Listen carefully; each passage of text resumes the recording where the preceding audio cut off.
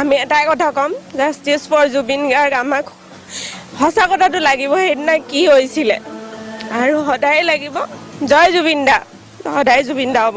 এটাই ক'ম, সাগৰত আৰম্ভ হৈছিলে, সাগৰতে শেষ হৈছে।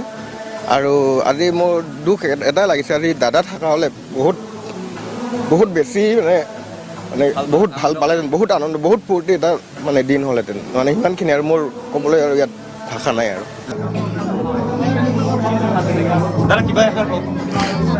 নাই কি ক'ম আৰু, ক'ব লগাতো নাই, সেইবাৰে চালোঁ আৰু। আমাক এৰি থৈ গ'ল মানে মনলৈ নাহিলেই, জুবিনদাৰ লগত বহি চাই থকা নিচিনা